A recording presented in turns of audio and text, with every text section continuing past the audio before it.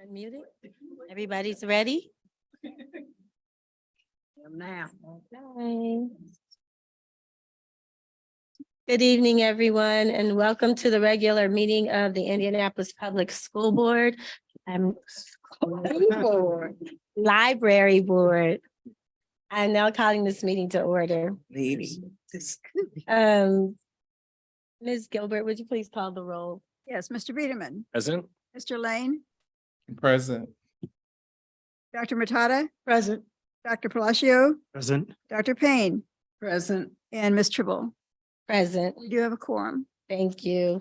And we are the Library Board. Confirm again. Welcome all to this regular meeting of the Indianapolis Public Library Board of Trustees. I want to begin by thanking the staff here at Central Library for hosting this event. I'm excited to hear tonight's report from the Central Library Manager of Adult Services, along with the updates from the other individuals on our agenda. I'm looking forward to an insightful discussion and a productive meeting. Before we begin, I'd like to highlight a few important initiatives that our NDPL staff has been working on these last few months. First, the 104th NDPL Summer Reading Program kicked off on June 3rd with on-site celebrations for readers of all ages and at many NDPL branch libraries. Since then, we've had 12,287 children and teens and 5,510 adults who started their summer reading and who have begun to set and reach their reading goals. That is amazing. Awesome. Awesome. Yes. I also want to give a special thanks to the staff at the Wayne branch who have invited each of us as board members to be guest readers for the summer reading program. As the summer goes on, NDPL branches will continue to offer programming and prizes for summer readers. The enjoyable, engaging, and educational offerings created by the NDPL team are at the heart of our mission to enrich everyone and strengthen communities through lifelong learning. And no one does this work better than NDPL librarians and staff. Keep up the amazing work. And if anyone is interested in signing up for the summer reading program, it's not too late. Visit ndpl.org to join today. NDPL also recognized some important holidays in June. Last week, branches across the system commemorated Juneteenth with educational resources, special events, guest speakers, music, and food. Libraries also hosted story hours, arranged displays, and provided educational programming to help support and uplift the LGBTQ+ community during Pride Month. Thank you to all of our staff and members who are working to make NDPL a place where everyone in our community, every community member, regardless of race, gender, or identity, can feel safe and loved. And finally, I want to continue to celebrate NDPL's 150th anniversary and recognize all the staff members who have been instrumental in planning and executing our anniversary events. A century and a half of service to the Marion County community is an incredible milestone and is noted in our history book, Stacks, whether for education or entertainment, inspiration or recreation, enlightenment or accomplishment, the Indianapolis Public Library has been one of Central Indiana's most vital resources. Building on this rich history, our vibrant story endures with our newest branch that's opening in August. The new facility at Fort Bend will be filling a service area gap on the Far East Side between the existing Lawrence and Warren branches. There's so much to celebrate about NDPL, and I am really honored to be a part of this organization and to witness the great work that our staff is doing this year and every year. Thank you for your kind attention to these remarks. Our next agenda item is the branch manager report. And I'm pleased to welcome Ms. Robin Kelly, the Adult Services Manager here at Central Library.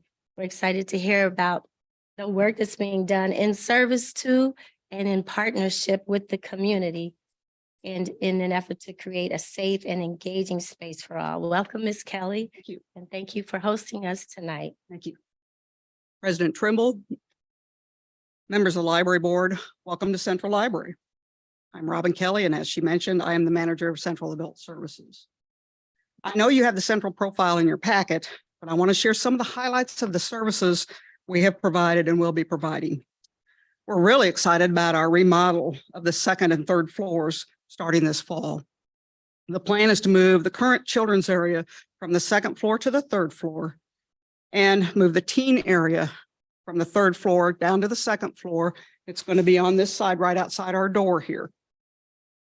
Then we're going to move our adult DVDs and our music CDs over to the east side on this floor. So it'll provide greater access. This move also allows us to create more study rooms ranging from 1 person to 16 people sized rooms. So we're just excited about that. This also allows social worker Yana McGraw's office to move to the main floor to make it more accessible to the people who need her. Here is Yana's report for the year thus far. She currently has an intern that is providing support to the West Region branches. We continue to have Monday tabling with community providers to connect to services, employment, and free phones. We're looking at the opportunity to work with Ball State University on a telehealth plan from a $400,000 grant that they've received from the National Urban League. The second community resource fair will be held here at Central on October 4th. We offer bus tickets to patrons in the community that need access to transportation to get to work, medical appointments, and other services. We're partnering with Indiana Housing and Community Development Authority to work on landlord engagement. On the topic of our Central Cafe, we are having conversations with potential cafe vendors in July and are hoping to have a plan in place by the end of this year. We also have security changes here at Central. A safe work environment is included among CEO Gregory Hill's recent vision for the library. With the addition of our new safety and security officer, Marcus Quibido. Marcus is back here tonight. We are moving to continue to expand the library security assistant program. We currently have 5 LSAs, including 2 supervisors. We are working together with Marcus to focus on a library guided security response that is non-aggressive, intelligent, and creates a safe and secure environment for our diverse patronage and staff. Janelle George is manager of events. Some of our recent events include hosting the Indy 500 Festival Celebrity Breakfast again this year on race weekend in May. The Indy 500 drivers and celebrities are in town for the race and they attend this event with their families. We are grateful to be the chosen venue for this event for the last 10+ years. We were once again recently featured in Wedding Day magazine, this time in their spring summer 2023 issue. This magazine highlights weddings throughout the Midwest. In September of 2020, we hosted the opening ceremonies of the International Violin Competition in Indianapolis. This was a huge honor to be selected as the venue for this international event, and events are currently in the midst of planning a late 2023 event with them. Nichelle Hayes is manager of the Center for Black Literature and Culture. She has an amazing team with Amira Malcolm and Brianna Barnes. Here are the highlights for the CBLC. On June 17th, 2023, the CBL hosted their annual Juneteenth Book Fest and Author Talk. This year's author presentation was called Afrofuturism, a glimpse into Black future. Inspired by the work of Octavia Butler and other authors and artists, we brought together poets, visual artists, storytellers, musicians, and book clubs to emphasize cultural literacy. We were excited to partner with Courtyard Jams to provide a more in-depth music experience. Featured speakers included Opal Lee, considered the grandmother of Juneteenth, and Faye Williams in a moderated conversation with Amira Malcolm. We had 11 author talks. We had over 200 people in attendance. A patron commented, "Love the information, love the setting, love the positivity. Very nice, very cultural." The CBLC has also partnered with the Center for Leadership Development to host their 6-week Amani Book Club aimed at 7th and 8th graders. Discussion includes Langston Hughes and Nikki Grimes. Brandy Winston is our manager of Central Circulation and Support Services. Safety is always at the forefront of our decision-making. Before the arrival of Marcus Quibido, Brandy has taken the lead to work with our new library security assistants, to ensure that de-escalation techniques are used for each situation that arises. She has also assisted greatly in transitioning the LSAs to Marcus and in getting Marcus acclimated to working in the library system. The circulation department under Brandy has a grand total of 466,411 items circulated in 2022. Central Circulation is also responsible for public library access cards throughout NDPL. In 2022, 670 plaques were processed. On the support services side, staff processed government documents, bound periodicals, microfilm reels. Yes, we still get microfilm, and periodicals for the CBLC, the children's and the adult collections. This year, our administrative assistant, Jackie Brewer, has reserved 634 community rooms throughout the system. This includes 444 non-paying nonprofits and 190 paying customers for a total of $15,126 in revenue for the library. Shelley Rich is the manager of the Learning Curve. To date, we have 150,000 minutes of reading for our summer reading program. We had 75 group visits so far in 2023, not including the drop-ins. And we had a few of those today. I can add to that. Learning Curve offers a wide variety of activities for kids, including Minecraft Club, game night, Tales and Play, story time, and Explore STEM, to name a few. The Curve also plans to partner with Riley's Children's Hospital, Big Brothers and Big Sisters, and Developmental Disability Systems Incorporated, the latter of which helps adults with disabilities. And finally, adult services. We have a large emphasis on our business programming. Jim Ladinovic works with entrepreneurs starting or expanding their small business. This year, he had 92 business appointments with 101 people. Jim is well on track to easily surpass last year's numbers of 122 appointments and with 131 people. So he's only 30 people away from passing last year's number. Alexandra Lowen started a small business series, which consisted of 3 in-person workshops specifically designed for small businesses and aspiring entrepreneurs in our community, and a legal clinic focused on intellectual property for small business. The program was a success with an overall attendance of 143 in 2022. This fall, the small business series is growing and will have more workshops and an expanded legal clinic. Where entrepreneurs, the series includes covering such essential topics as accounting, marketing, and includes a legal clinic where entrepreneurs can meet one-on-one with an attorney to ask law-related questions. The program takes place in September and is free and open to all.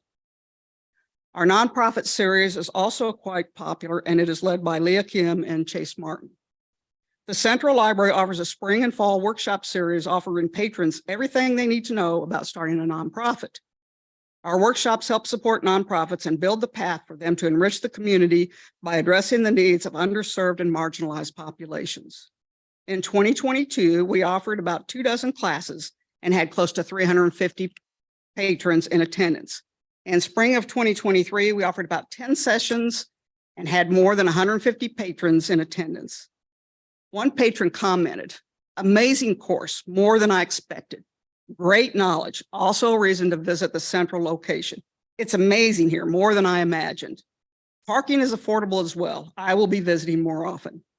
The 2023 fall series starts in September and again is free and open to all. We also have the Monday Night Chess Club, which you may have noticed as you came in. This was created by Jordan Hunt. The new chess club at Central launched this year and is offered Monday evenings where players of all skill levels are welcome. It's been a popular program and we've had close to 400 patrons attend this year. This year, we returned to in-person workshops in our makerspace, offering both art and craft workshops from printmaking to wire sculpture to origami to card making. We offer one workshop a month and have had around 80 patrons in attendance. 3D printing has had 6 classes with 50 patrons attending. In addition to classes, one-on-one appointments are an essential part of this service. Simple and affordable plant-based cooking is hosted by Amy Adrian. In 2023, we partnered with the nonprofit Soul Food Project and brought back in-person classes. This is sadly missed. We tried doing them online for the last couple of years. We have hosted 3 classes so far with a total of 44 attendees. The Health and Wellness Film Series. In 2023, we partnered with Indiana Lifestyle Medicine Network. We were able to bring back this in-person program, which included a film and presentations by 2 medical doctors who are women of color. Around 45 people attended the event. This is just a sample of some of what our central staff are planning and presenting. The Indianapolis Public Library is committed to providing a secure, supportive workplace, fostering collaboration, creativity, and personal growth, which is reflected in these projects I have just described. It's also great to see our audiences continuing to grow after COVID reduced the number of programs we were able to provide in person. Central also hosts the Immigrant Welcome Center. In addition, the Programming and Development area oversees children and adult system-wide programming and the digital inclusion team. Lastly, I want to mention our control room. They are in this building 24 hours a day, 7 days a week. They handle all emergencies, monitor. Yes, great for them. They handle all emergencies, monitor cameras, and provide any additional services needed throughout the system. Thank you for this opportunity to tell you about the exciting programming and upcoming changes at the Central Library. Do you have any questions? Yes, just one comment. Just one comment. Hear everybody saying, wow, amazing. Can we have a copy of that, Yes. please? I think it would be very useful as we think about continuing communicating all of the different partners who care deeply about the library. Also, Yana is here and her intern is here. I didn't hear her name. I saw her. Yeah, Can you? I mentioned her earlier. No, I know you mentioned her name, but her intern is here too. Autumn, please stand up. This is an intern that's helping out and learning a lot.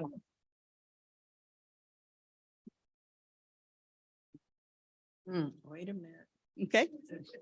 Listen, I'm exhausted. Oh my goodness.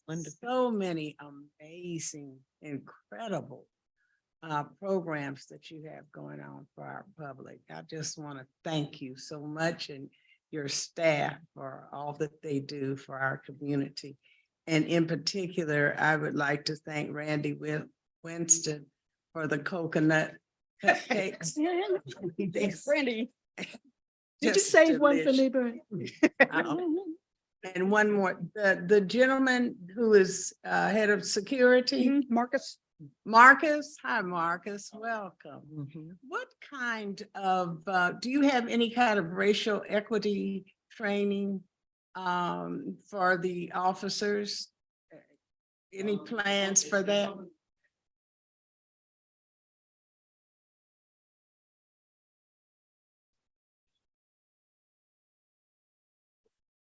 Okay. We also have the same, our LSAs belong to Central. So Okay. they have to go through all the regular training that we're going through. And Kim Ewers came up with some 24 hours worth of training on that topic. So they're all going to be going through that. Thank you so much. You're welcome. Dr. Palacio? I just want to say this is amazing, it's wonderful. I'm always surprised as I'm visiting different libraries, all the amazing work that you all do. Front lines, behind the scenes. And this reports capture exactly that because there's a lot of details. There's a lot of organization that has to happen. And I'm blown away by how you guys get it done. So kudos to all of you. Thank you. Thank you. Anything else? I just want to also thank you for sharing both quantitative and qualitative data. The stories are invaluable. The comments make a big difference too. And as we capture what people are saying, we want to be able to do that in a way that shares light on the personal experiences that individuals really bring and experience coming here. Thank you. Ms. Hill? I just want to echo what the rest of the board members said, Robin. I really appreciate the work that you've done. I appreciate the work everybody's done here at Central. So I really appreciate it. So thank you.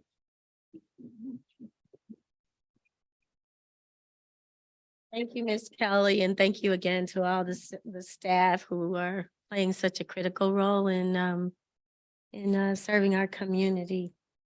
We're going to continue the meeting with public comment. At every library board meeting, we open with the time for public comment. We welcome feedback from the public about our Indianapolis libraries, and this is the time when the public may address the library board. If several of you are representing the same group, please select a spokesperson. Please do not repeat the same comments someone else has offered. And please note that this public comment time is not the appropriate forum for commenting on matters related to employee misconduct. Any such matters should be brought promptly to the attention of the library's CEO or the Human Resources Department, where matters can be properly addressed in compliance with established library policies and procedures. Ms. Gilbert will call your name a couple at a time as you come forward to speak. Please state your name and the name of the group you are representing, if any, and remember to limit your remarks to the 5-minute time limit. There's a little clock here that will help you with the countdown. And now Ms. Gilbert. Yes. Lauren Thorne Jewett and then Brad Johnson after that.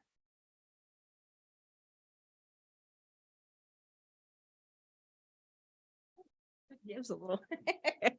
Hi, everybody. As Angie said, thank you. My name is Lauren Thorne Jewett. This is my 10th year at NDPL. And first, I just, again, like Robin was doing, and everyone, thank everyone who works at Central. Thank you for being here every day in every department, on every floor. Thank you to those who clean this beautiful library and keep it beautiful.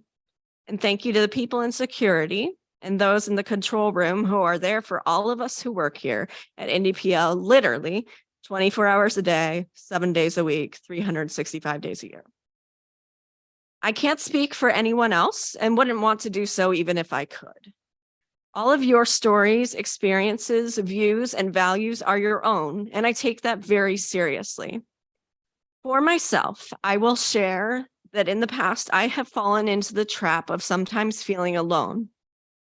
If at any time, past, present, or future, you have felt or are feeling this too, please hear this. You are not alone. Since my public statement at last month's board meeting, over 45 people have reached out to me kindly with their support and their thanks. 30 of those people reached out within 24 hours of my speaking. This is what happens when I read it. I will not reveal who those people are to others, as that is your business. What I will say is this. You are not, as some others have written, people in favor of unpopular opinions, but apparently not supportive enough to say anything. You come from different walks of life, different ages, different pay grades, different departments, and different buildings. You are unaffiliated with representational groups in our system. You belong to the staff association. You belong to the union. You are new to the system. You have been in this system forever. You are in that spot in the middle of those two places where you're unsure whether you lean towards being a newbie or being a member of that old guard. So many differences, yet so many similarities as well. All of you are both invaluable and valued. All of you believe in this library. All of you believe in us. I believe in us too. I believe in our library. None of us are alone. I did not set out last month to be the voice of many, but to speak for myself. However, as long as I am able and have things to say that are constructive and respectful, I will say those things. I want to thank you for hearing me, and thank you for also making me feel heard. I wish all of you the best as we continue to the honor of serving our community together. I also wish for you all to know that I am here for you. I am happy to talk. I am happier to listen, and I am happiest to be among such caring, strong, and lovely individuals here at NDPL. Please continue to treat others with kindness. Please treat yourselves with kindness as well. Please also see the validity in expecting kindness from others. You are seen and you are heard. Thank you. Thank you. Thank you. Brad Johnson.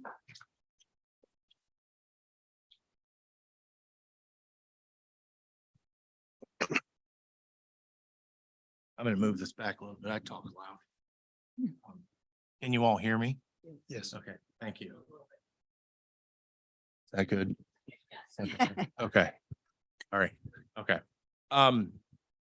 To kind of touch on what Lauren talked about, we are all together. We all work together. We all do the work that needs to be done. I want to tell you about the perspective of shipping and receiving. So what shipping and receiving does, which I'm the supervisor of shipping and receiving, we deliver material all across the city. Anything that's at a location that needs to go from one location to another location gets sent through shipping and receiving, gets sorted, gets routed somewhere else. There are staff that work in shipping and receiving that start as early as 6 in the morning.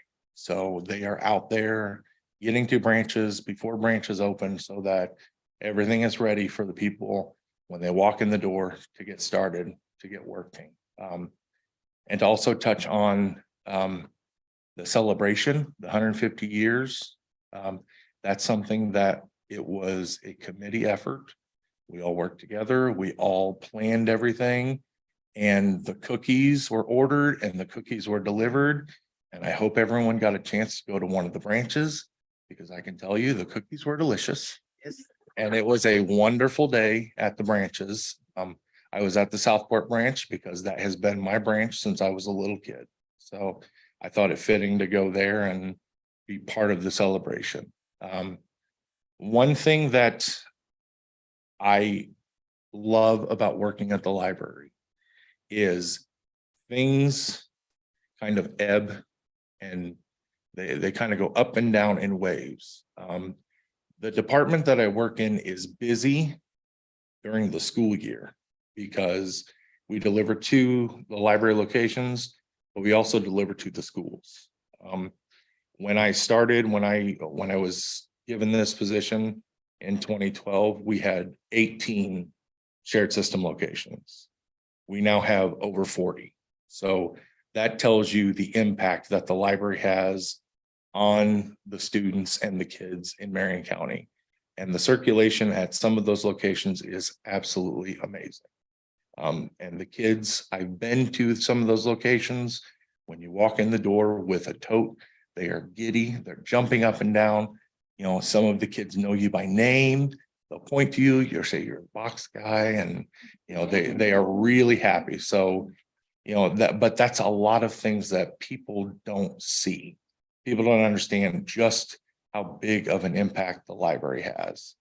And everyone working together has the mission of the library to get books in people's hands, to improve literacy, but to also provide lots of programs, things that people are interested in. And it doesn't matter who you are, the library is open for everybody. So I love working at the library. I really do. I love doing my job, and I love being able to come to these board meetings and listen to all the different perspectives. So again, thank you for your time, and I really appreciate it. Thank you. Thank you. Dr. Terry Jett, and then we have Michael Torres after Terry. Oh, okay.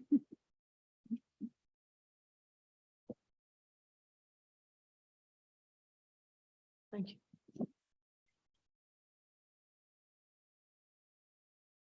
Thank you.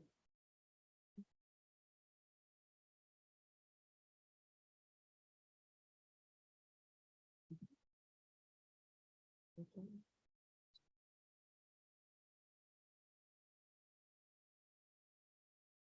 evening, everyone. Good evening. First, I'd like to give a shout out to Nichelle Hayes for her birthday is tomorrow. Oh, okay.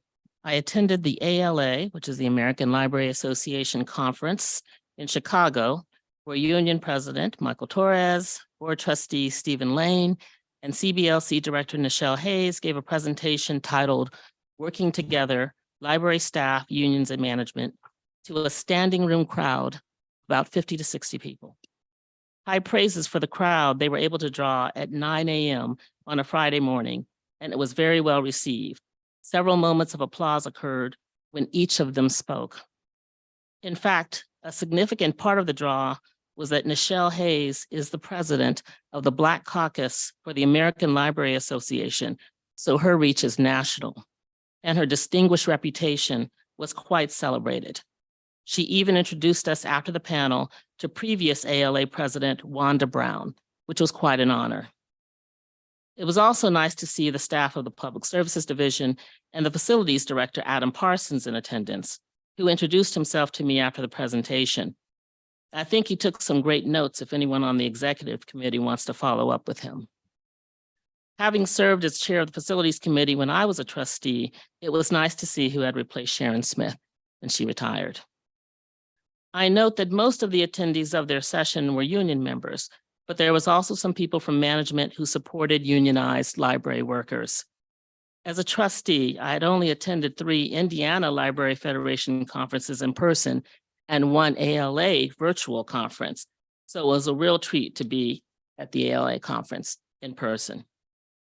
The authentic commitment and expertise of Nichelle, Michael, and Stephen as representative of NDPL elevated the institution at this prestigious national conference that I would imagine is a challenge to have a panel accepted. I know that national conferences in my field are difficult to be selected to present, so that was a very proud moment for NDPL and one that I was glad to witness. It's also great to have a library trustee, Stephen Lane, who is actually a librarian, and the audience applauded when they heard that he was appointed into this leadership position. I heard many of the session attendees remark that they appreciated the solidarity that Michael, Stephen, and Nichelle spoke about. In the interest of time, I will state that as a patron of NDPL, it was encouraging that so many other professional librarians across the country are tuned into what is happening here. And as we know, librarians are experts in conducting research and sharing resources. What I handed you was a copy of the program, of the PowerPoint presentation that was conducted at the discussion, an agenda, and some pictures of the event. As Dr. Jett stated, it was a crowded room. We were really happy to see so many people engaged. Lots of good questions, lots of good conversations. We had management and we had union workers in the conversation, and it was a real good discussion. And I hope we will build on that in hopes to go to more conferences and even perhaps to Indiana Library Federation. We can do a presentation about this working together with unions. And I also want to wish Michelle a happy birthday. And I want to say that her experience and knowledge of working together with unions and management was fully appreciated and engaging at our forum at the ALA presentation in Chicago. Again, she's brought NDPL's better asset to the National Library community, who also believes in her. Indy's library staff and community will always remember the great strides she made for us. Even if some felt that she favored the union, will have gained from her support. It may take some time for them to realize it, but I know that they will see that her philosophy of making our system a win-win workplace where everyone will sink in. So I want to celebrate her and wish her a happy birthday. Thank you.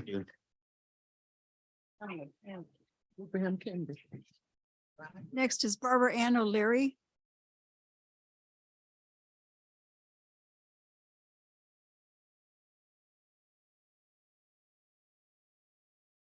Good evening.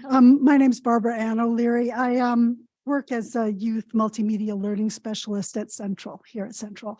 In fact, just because I was coming to the meeting tonight, I was able to stay a few minutes late, and a few kids were in the space, and I had a chance to get out some of our robots and play with them. And if you didn't know, one of the things that you can do for summer reading program is, if you're a kid or a teen, you can tell a library worker a joke. So I've been enjoying that aspect of my job quite a bit. I'm going to share one that a kid tried 3 times and got through to today. Knock, knock. Who's there? Who? Who? Oh, don't cry. It's only a joke. So that was cute. I wanted to share with you that I continue to have a sense that board governance has a long way to go. I looked at the recent dashboard and it said 50% towards the, progress towards our climate results, climate study progress. And I would just like to suggest that that be reevaluated, because there's been training, but until we're all able to see, consensus building and those kinds of processes demonstrated more effectively, I think maybe that's a little bit overly optimistic. But I wanted to share with you tonight, I've had a daily haiku writing practice this year. And actually I want to give a shout out to Nichelle, because Nichelle Hayes had mentioned this as an idea on Facebook. And I said, oh, I'm going to do that. So I've been doing it. And I've been writing haiku about, nature and about kids and robots and aerodynamics and things. But I also wrote a lot, I realized, about the library situation. And I pulled out a few, and I'm going to share them with you if I may. These are some that I wrote across the course of the first half of this year.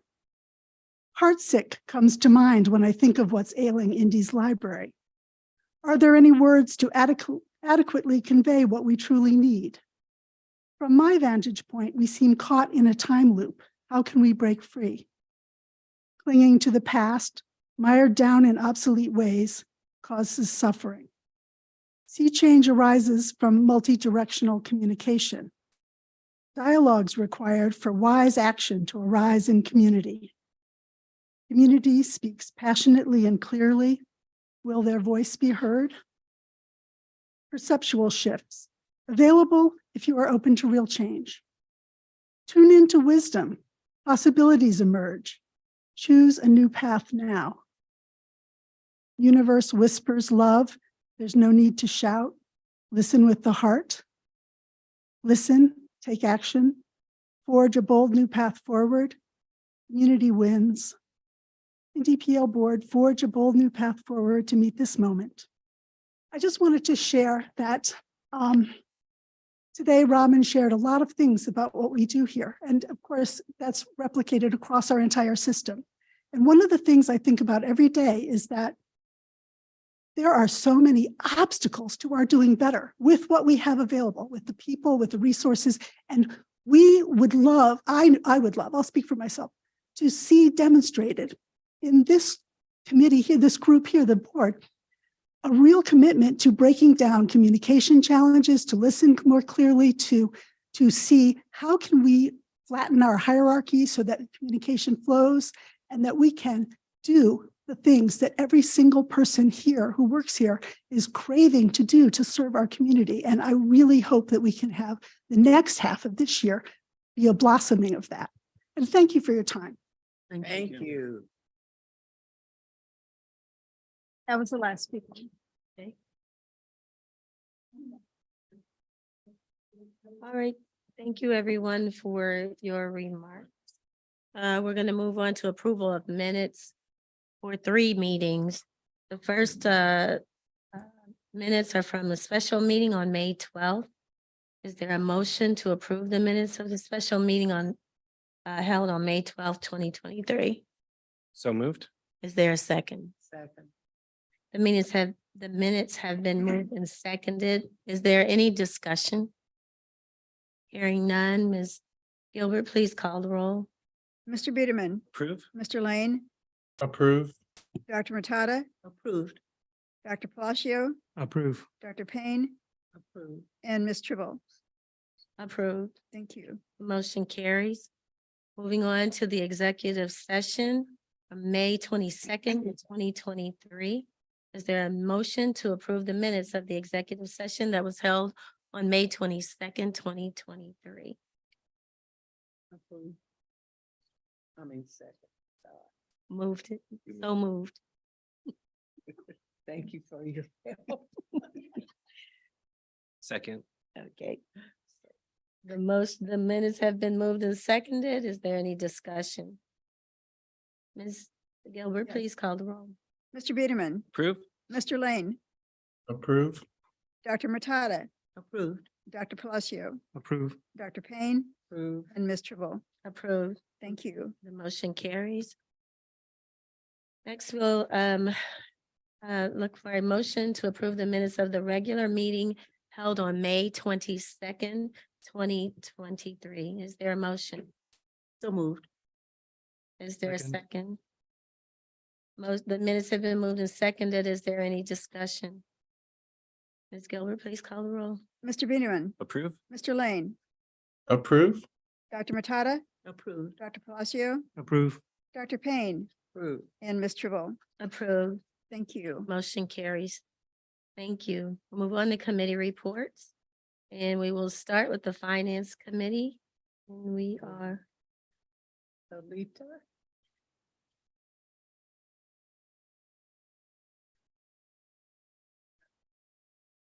Yes, Mary. Thank you.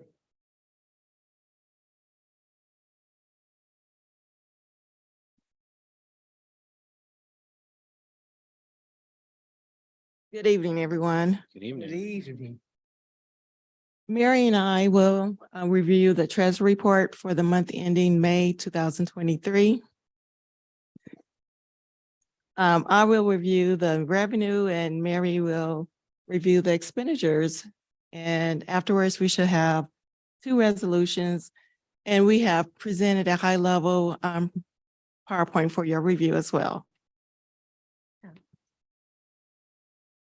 So for the revenue, we are 3% from last year. Currently, the actual is 6.8 million, and for the month to date is 3 million. Our property taxes is 3% higher than last year. We project the projection is on page 50 of the board report of the treasury report. Sorry. And on the projection, it will reflect that in the month of June, we shall receive 16 million, but actually this month we received more than that. So just knowing that our percentage of our revenue is 3% higher, that next month you'll notice a greater increase. In the intergovernmental section, we did receive some E-rate revenue. And the charges for services, the public printing continued to be consistent month to month with the revenue received. The miscellaneous interest revenue continues to grow because of the interest rate every month has continued to increase. You can see that on page 52 of the treasury report. There's a previous month's comparison where you see that increase in Hoosier funds to 4.98% and Trust of Indiana to 5.05%. And the year-to-date yield for the interest is 458,000 in interest that we have earned so far for 5 months in for 2023, which is awesome. That's actually 56% higher than last year, this time last year. On the second slide, you'll see the graph. It will reflect the revenue from month to date for this year compared to last year. And then also the revenue year to date compared from this year and last year. Anyone have any questions in regards to the revenue? Just a word of applause for the 56% higher rate. That's good. Thank you. Yes, thank you. Now Mary will review the expenditures. On the expenditure side, overall, the whole year, we're 42% done, but the overall expenditures have only increased have fully been realized at 33% of budget. So we're doing well overall on expenditures. The personal services and benefits for 2023 is 3% lower than last year. Even though we've had compensation increases this year. Supplies are 7% higher due to an increase in costs for some cleaning supplies and office supplies. Other services and charges, the 3% increase in that type of expense is primarily legal and cleaning services. And capital outlay is 2% higher than the prior year, which that is the books, largely books in that category. And we have an expenditures graph as well, comparing month to date and year to date to the prior year. And you can see that it's pretty level. It's a little bit more on certain categories. Put the total in there. May I ask a question? Oh, You had yes. mentioned in terms of the all other services and charges, 3% higher increase in legal and cleaning services. The Yes. legal services, can you be a little more explicit there? Well, we've had a rate increase. That was the first one in many years. And that was approved by the board, of course, within the annual resolution where we appoint the attorney. We also had, I'm sorry, go ahead. We also had a lot of requests. Therefore, that increases the invoices monthly as well. That's what I was trying to find out more about, the explicit increases for the contracts that we have and where those were coming from. Thank you, Lily. So one question, so it says personal services and benefits, 3% lower than last year, but on the graph, it looks like it's higher. Are you looking at the month to date or the year to date? The year to date is 3% lower. They're both. All right. I sure do. Maybe there's an error on the graph, but if you happen to look on page 48 of the board report, the treasury report for personnel services, you'll see the year to date is lower than the last year's year to date, but the month to date is higher. That's on page 45, right? 48. 48. But it doesn't have 2022 comparison, but because I did additional research to find out why it was lower, that's how I know. But the month to date is higher, but the overall year to date is 3% lower. And when I did the additional research, there was additional payment for perf last year, and that's what it appeared to make it look a little more. Okay. Yes. In the finance committee, we were also looking at an increase in consulting service. And what was the reason for that? The increase was of the additional staff member that we have, consultant staff member, the CAO. That was why the additional increase, in which the resolution we have monthly to transfer funds. This is for the 2024 requested budget. 2023. 23. Well, that says 24 right here. Oh, I'm looking at this that we had in committee. Oh, you're reviewing the budget that we reviewed in the finance committee. That's not at the I'm board. jumping ahead. Yeah. I'll hold that question. And that's a high level. That was a draft that is going through revision. So we just review that in our committee. Next month, we'd be ready to present a draft to the board.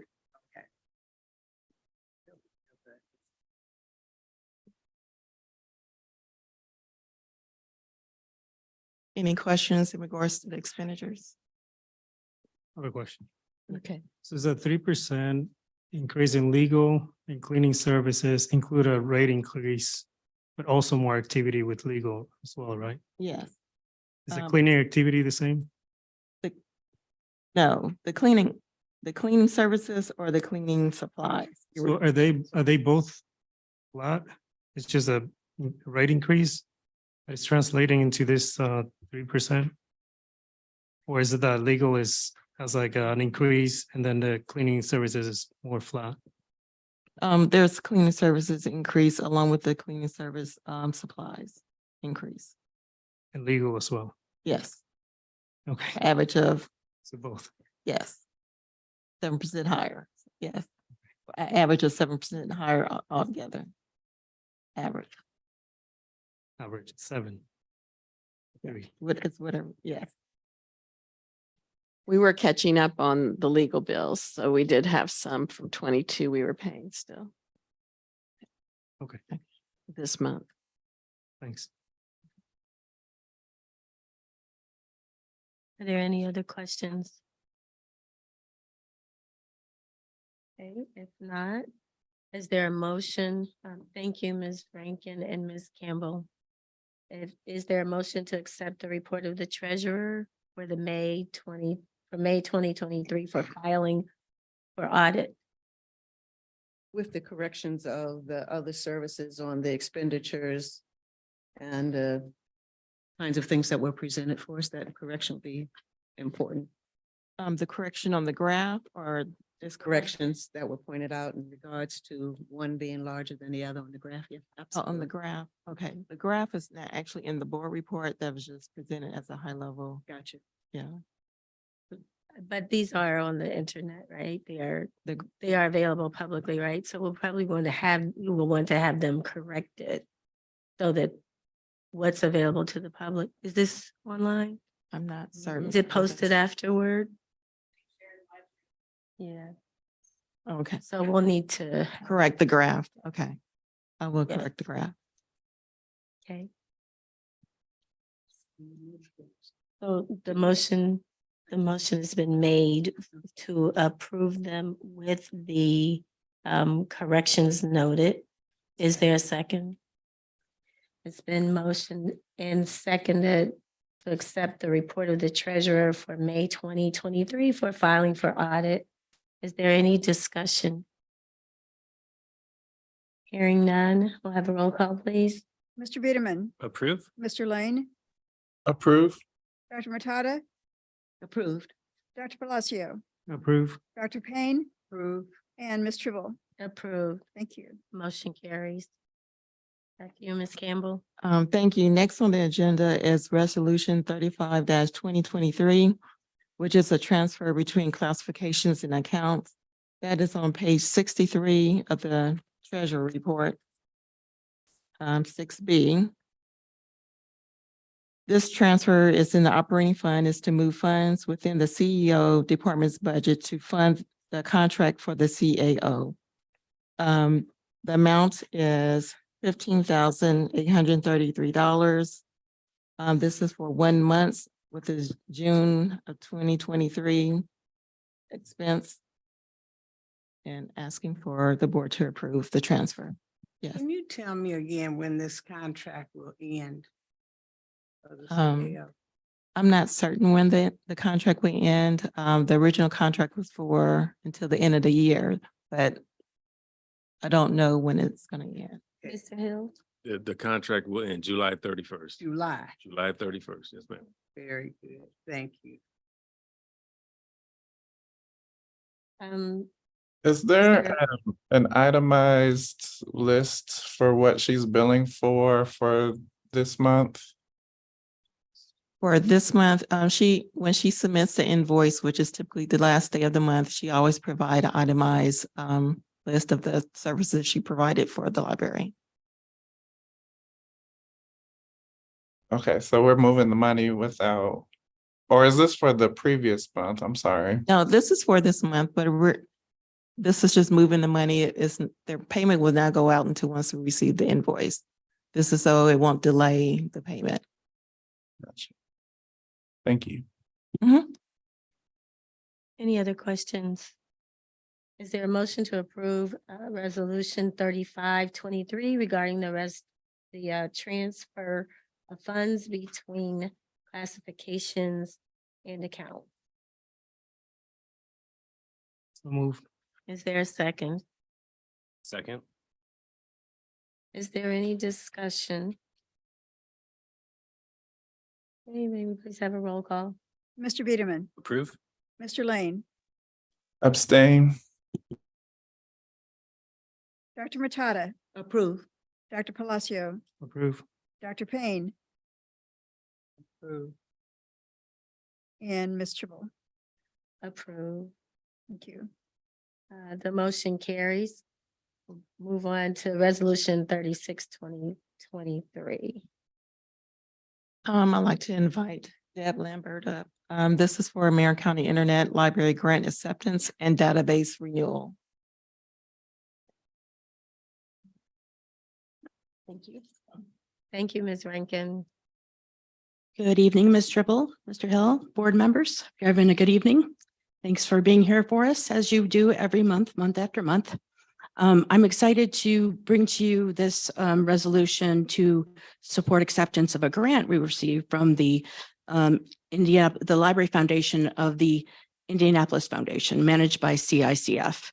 And this is the 24th year that we've received this grant. And it is actually on behalf of eligible university libraries, all high school libraries, and the public library in Marion County. We are the grant administrator for them. And the grant is approved and reviewed and vetted by the CICF Foundation Board itself. And we provide usage statistics and supporting documentation for this year after year to show that it's a successful high use service that we're providing. Not just to our patrons, but all the patrons, all the university and high school students in Marion County. It's a suite of databases for homework and research for high schools and undergrad students, ranging from biography to opposing viewpoints in history and literature support. And it totals $602,000, which is a really big grant, but it's because of database licensing for all these people throughout Marion County. And we're honored to be the administrators for it, which means that we provide technical support and setup for all of the participating organizations. We also provide support and training to help the teachers and media specialists and university professors to teach these databases to their students. And we do the technical setup, the authentication through library cards through the library, as well as they can use the databases on campus wherever they are. So this resolution is to request that we accept the grant and we're able to pay the invoices, which comes from several vendors throughout the next few months for $602,000. Are there any questions about these? Yeah, so we're just the administrators. of Correct. this.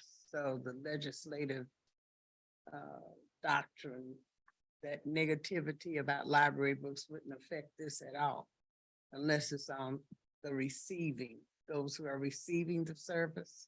So we are also receiving the service for our patrons as well. So It's particularly helpful for homeschool students, but also university and high school students that come to the public library to do their research and homework. So will the legislative action impact us at all? The legislative action doesn't really address online databases. It's holdings of books in libraries. And it has come up in the past that these databases or some have been targeted, but that has not been part of the recent legislative action. Very good. Thank you. Mhm. Are there any other questions? I have a question. So through this, just following along with that, because that was also the question I had. Is it that people can get books through, like online books through this databases, or is it just articles? These are mostly articles, but also like World Book Encyclopedia is part of the package. So it's online access to their, encyclopedia type articles rather than journal articles, but all of the above are part of this. no actual ebooks. I take it back. World Book Encyclopedia has some specific subject ebooks, but they're all educational and none that might fall under the legislative issues. Well, I'm glad about that.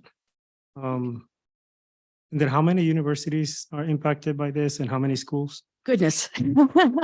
How many high schools do we have in Marion County? I don't know that total number, but I know that we serve 70 schools as part of the shared system, but that this serves many more that aren't part of our shared system.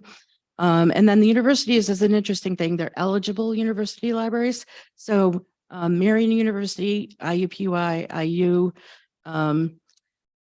the one that's excluded is Butler University, and that's because they chose an alternate funding opportunity in 1999, and they opted out of this back then. And I think they've asked several times recently why they're not part of it, and we explain, that's what happened 24 years ago. So any university in Marion County, another one that doesn't count are Ivy Tech. Because they're kind of a statewide university. University of Indianapolis as well? Yes. Included? Mhm. Okay. Mhm. Thank you. So yeah, I see the EBSCO subscription is also included in this. I got an email from IUPUI about EBSCO removing some of its services from the platform. Can you speak to some of those services removals? Do you have any stats on if they were like high impact for our patrons to use or anything like that? Thank you. Thanks, Mr. Lane. EBSCO is not actually one of these databases. I think you might be referring to the Inspire statewide databases with EBSCO.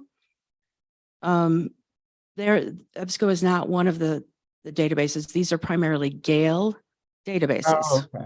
and I think ProQuest. I'm looking at I think I'm looking at the following, is it the following resolution? Because it says here on page.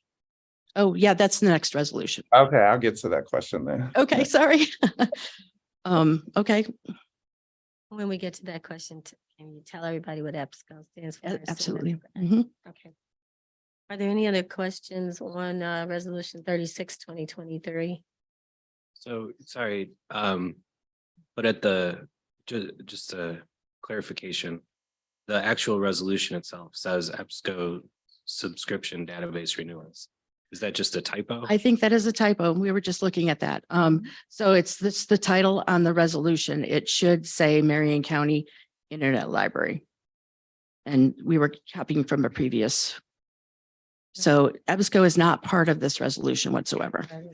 Okay. This is resolution 36-2023. Yes. And you ready for the motion? Okay, so we'll just make us.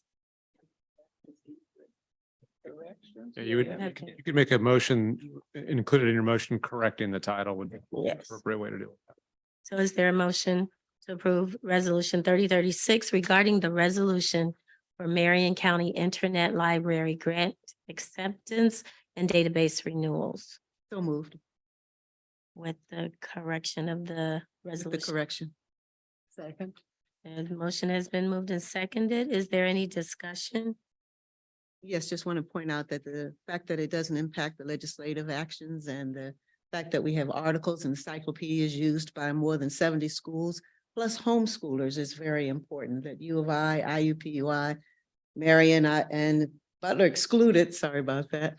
The whole idea of making sure that it's widely used and again, is a public service that we should recognize and promote such important work that's being done and shows that we are responsive to the public in ways that are highly commendable. Thank you. Is there any more discussion? Just an added comment to Dr. Mortadas. So even though Butler and Ivy Tech are excluded, they can still go through this database as using the library card. They can, So yes. So the thing that they maybe a don't, little more promotion or something would do the trick. what they don't benefit from is they don't get authentication on campus for their students and their faculty. If they have a public library card, they can still access these remotely, or if they come into a library branch, they can use them. That's good. Okay. Oh, and one more thing, if I may, I have worked with the Butler staff to help them piggyback on our pricing so that they get discounted pricing at the high level discount that we get because of the economy of scale. So they did get an advantage from that. Thank you. Okay, so the resolution has been moved and seconded. Please call the roll. Yes, Mr. Biederman, Approve? Mr. Lane, Approve. Dr. Matata, Approved. Dr. Palacio, Approve. Dr. Payne, Approved. and Ms. Tribble. Approved. Thank you. The motion carries. That's it. Okay. Thank you, Ms. Campbell, and thank you, Ms. Lambert. One more slide. You have one more slide. The last slide is to inform everyone, probably in the next month or two, where I have a presentation regarding our audit and bonds that we're trying to obtain and the budget as well, Dr. Okay. That's it. Thank you. you, Ms. Campbell. Moving on to the Diversity Policy and Human Resources Committee report, Mr. Biederman. Great. Do you have a report? Yeah, we met this month. We don't have any resolutions for presentation today. We expect to maybe have one next month in relation to some of the items we've been discussing with regard to the tuition reimbursement policy, as well as discussion about the positions that have been filled on the executive team.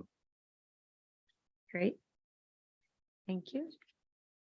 Moving on to Facilities Committee report. Mr. Adam Parsons is going to make that. Welcome, Mr. Parsons.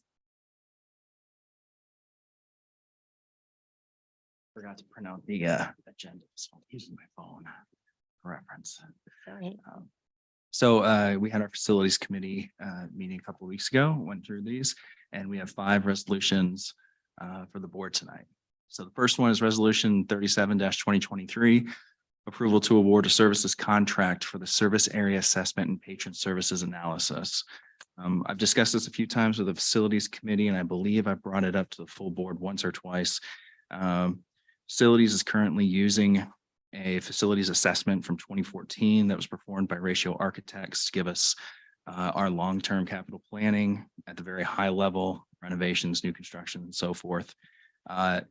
This is basically a 10-year refresh. Technology has changed much faster than we anticipated. And the 3 years since COVID started have accelerated some trends and created new ones in patron services and patron demands. And so we need to take a second look at what the second half of our current 20-year plan should be and update and refresh that. The initial scope of the winning statement qualifications is within the $250,000 budget that we have that will be funded through the 2022 facilities improvement bond. As far as the DEI initiatives that we have, particularly the XBE goals that we have, the vendors put together a team that meets or exceeds all 4 individual XBE goals. To procure this, we use the request for qualifications process. We sent out a public notice for 2 weeks in local publications, put this on our website, and we directly contacted 77 vendors and 11 business organizations. We held a conference on May 4th. I believe 5 of those vendors attended. We received 3 statements of qualifications.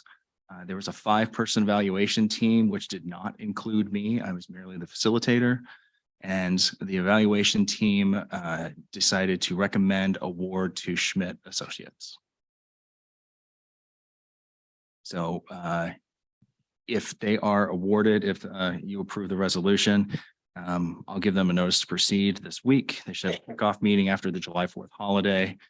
Information gathering will be July through September. analysis and assessment August through December, and we should have a final report in January of 2024, which will give us a 20-year capital projects plan. Any questions? Just want to thank you for the refresh. It's not a question. As a part of the facilities committee, I really appreciate your thoughtfulness to attending to the XBE goals and making sure that we are attending to those issues of equity. It makes a big difference. So thank you for that. And the refresh is needed, and your drawing attention to that has been critical. Thank you. I'm not sure the whole community gets an understanding of what XBE goals are. You've done a beautiful job of talking about it. Did you want to just make a statement about what that means? Very brief, very briefly. Sure. Sure. So 2-ish years ago, the library adopted the city's XBE goals, and there are 4 distinct goals for minority, women, disabled, and veteran-owned businesses of 15%, 8%, 3%, and 1% respectively, for a total of 27% of our purchasing minimally.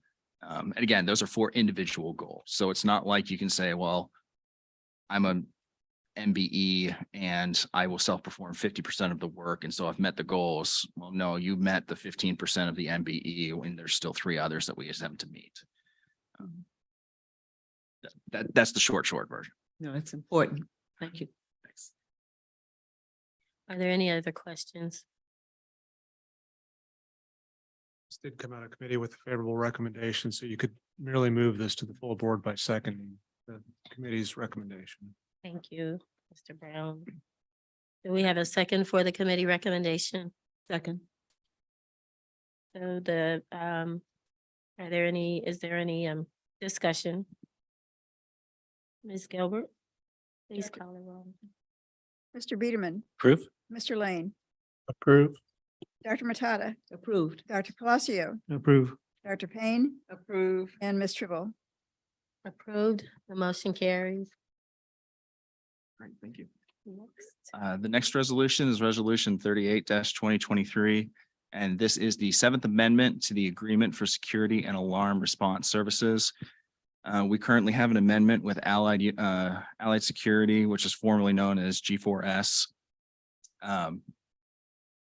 We started the Library Security Assistant Program.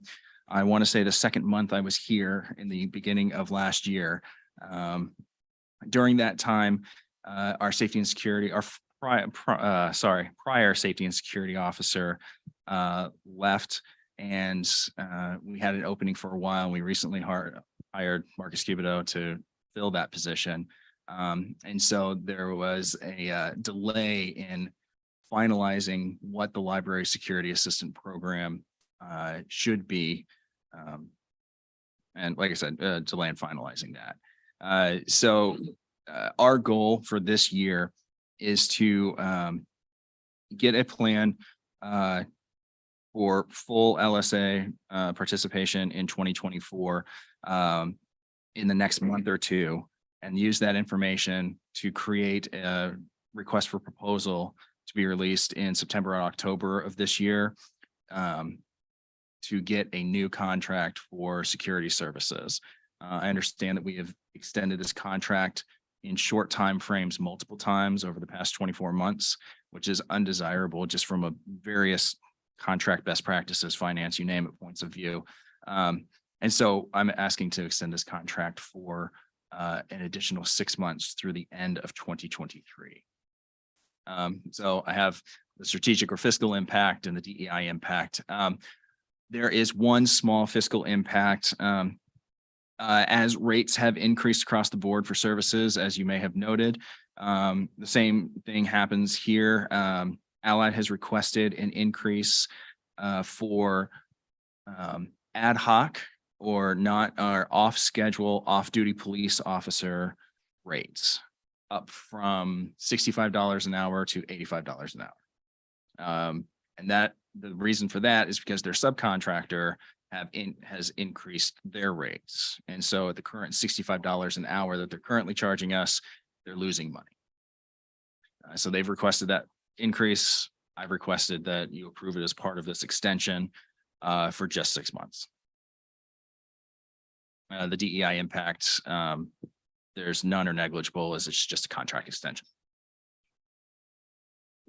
I think I might have had 1 or 2 more slides after that. No, you're fine. I couldn't remember what I put down. So yeah, through December 31st, new RFP issued this fall, and the new security contract will start January 1 of next year. Any questions? If there are no questions. I have a question. Okay, thank you. So this is a major concern, I believe, right? Is this for all the branches? This is for security at Central and also for any non-LSAs that LSA security that may be needed at the branches, but it also covers alarm response. So for instance, if there was an emergency off hours at a branch, they would send a representative out. So the LSAs are not part of the $85. No, that is for non-scheduled or ad hoc off-duty police officers. Responding to an alarm or some other need. Yeah, if a police officer is warranted, but for the most part, anybody responding to an alarm would be a non-police officer or an allied universal staff, one of their just general security agents. Right at the moment at Central, we have 3 permanently established on St. Clair Avenue or at St. Clair Street, 9th Street, and the elevators. And so it's just basic security assistance. One of the possibilities that Marcus and I have talked about is to have nothing but library security assistance during operating hours, and then having allied or whoever wins the next contract just be present during non-operating hours. And so it would just be LSA staff to interact with patrons. Okay. But if and until we get that ideal or whatever we decide upon executed, we do need assistance from the security contractor. Thank you. So, all the security that we had down here a couple of months ago, they would now be getting $80. Wait, $65, $85 an hour. So $20 by security, do you mean allied security staff or the off-duty police officers? I mean, whoever the police were that was down here in numbers. The increase in cost is just for a non-scheduled police officers. So we currently have an off-duty police officer scheduled for 40 hours a week at various times throughout the week at Central. And that schedule is at $65 an hour. That was agreed upon between myself and Allied. If we need any other off-duty police officer at any other time outside of those 40 hours, they would be billed out at $85 an hour. Yes.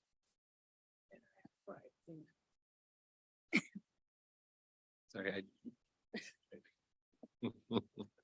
That's funny, Dr. Faye, that's very funny. Lord have mercy. So just a question on an example. So if an LSA needs assistance, is this the person who's going to respond to that? Or is the police going to respond to it?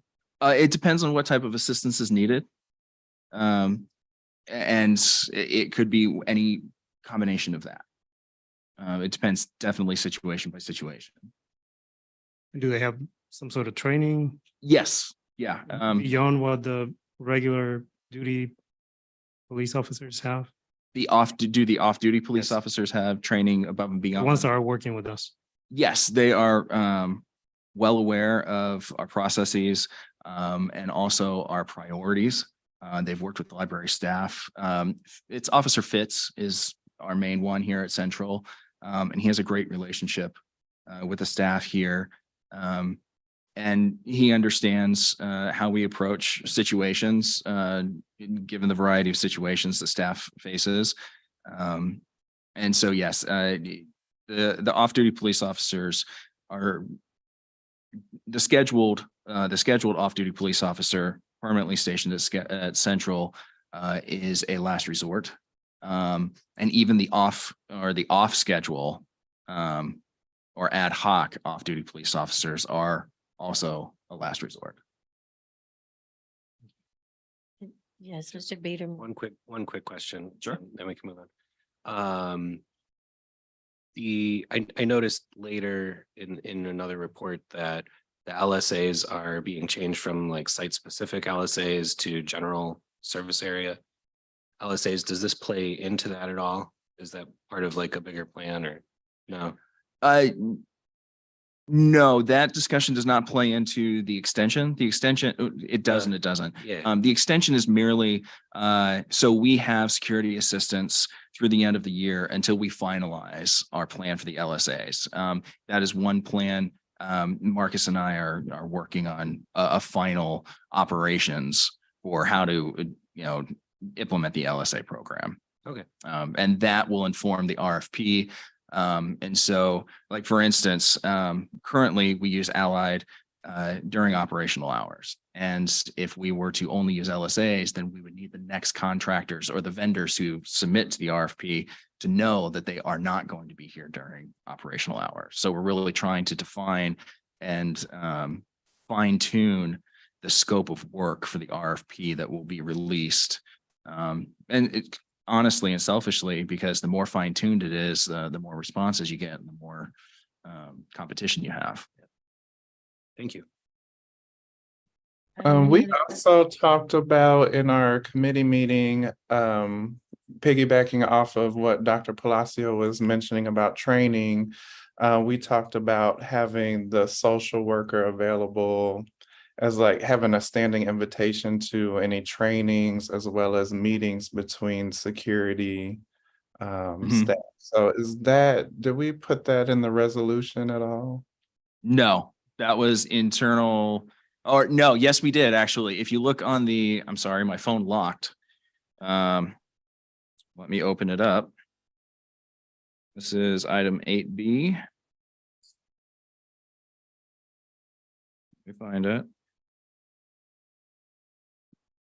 Okay, if you go to the last page of the resolution, the last 4 pages of the resolution are the amended amended item C, exhibit C, and the last page of that amended exhibit C has training up near the top, several bullet points. The last bullet point I added states in-person meeting opportunities with NDPL personnel, including but not limited to the NDPL social worker. And that was just in the list of trainings that Allied staff will receive. Okay, thank you so much. Are there any other questions? I'm so glad that you brought that up, Stephen. Has that been communicated with the social worker? It has not. I waited until it was finalized via resolution, and then we'll have a conversation.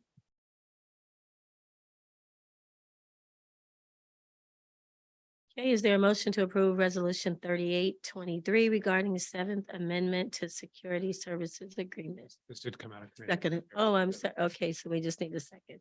Second. Okay, so is there any other further discussion? Now, please call the roll, Ms. Gilbert. Mr. Biederman, Approve? Mr. Lane, Approve. Dr. Matata, Approved. Dr. Palacio, Approve. Dr. Payne, Approve. and Ms. Tribble. Approved. Thank you. All right, thank you. The next resolution is resolution 39-2023. This is approval to award a construction services contract for the Library Services Center generator project. If you go to the next slide. Currently, we have several on-premise servers that run several required programs. And if those are not powered, then we cannot provide those services to branches and we can't operate as normal. As actually we just found out in the last few weeks when we had a power outage at LSC. Right at the moment, the best that we have is 1 to 2 hours of battery backup so our IT staff can come on site and successfully power down the servers. The need for a generator was identified by a gap analysis that was procured by Shanika Hayward, our IT director. And she and I discussed, I mean, she and I have discussed, but she discussed with facilities prior to me arriving, the need for a generator. And so we put a line item into a bond fund for it. Given the capacity of the facility staff, we did not do the engineering. We hired a consultant, Loftus Engineering. They're well known throughout the city. They're a WBE. It was under $50,000, and so we did not need to get that through the board. But I just wanted to let you know that is also included in this overall project. All right, next slide. So the strategic the strategic or fiscal impact, the award cost of $203,500 is within the $250,000 project scope. This will be funded via bond money that we have assigned for it. The vendor, I believe, is Exceed Electric out of Fishers. They are a minority business enterprise and will self-perform 51% of the work. So we used a standard invitation to bid process since this was expected to be over $150,000. Public notice went out in May 11th. We sent it to 24 vendors, 15 of which were XBE entities and 2 other organizations. We held a pre-bid conference and a site tour on May 19th. We received 3 bids. Exceed was the lowest responsive and responsible bidder, and we recommend award to them. This should be for the schedule.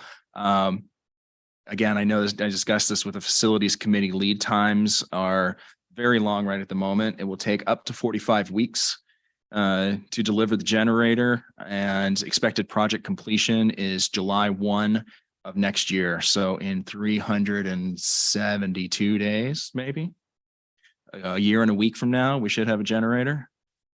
Any questions? Any way to expedite this? Yeah, we've asked. We have asked them for that, but we're also going up against every other company that's asking for expedition. So we're working on it, but we're planning on having 45 weeks. So what do we do in the meantime?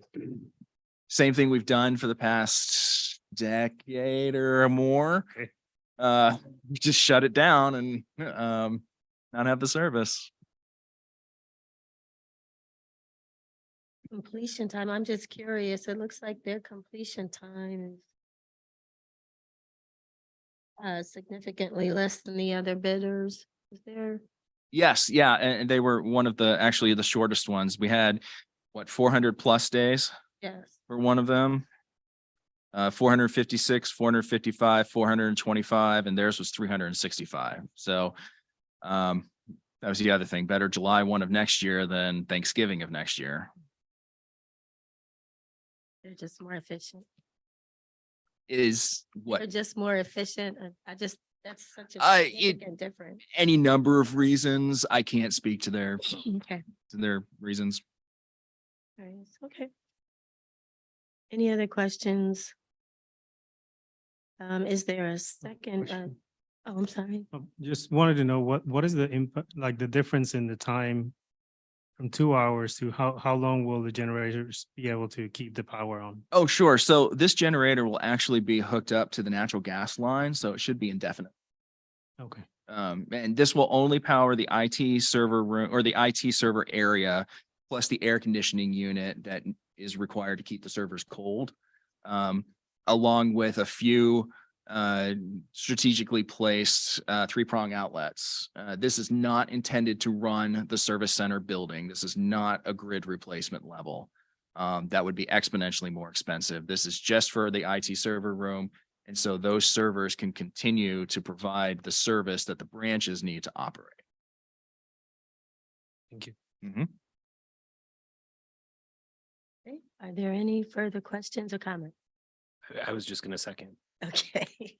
Okay, so the resolution has been seconded. Is there any discussion? Hearing none, please call the roll.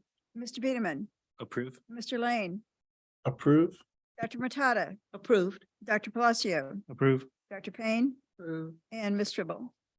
Approved. Thank you. All right, thank you.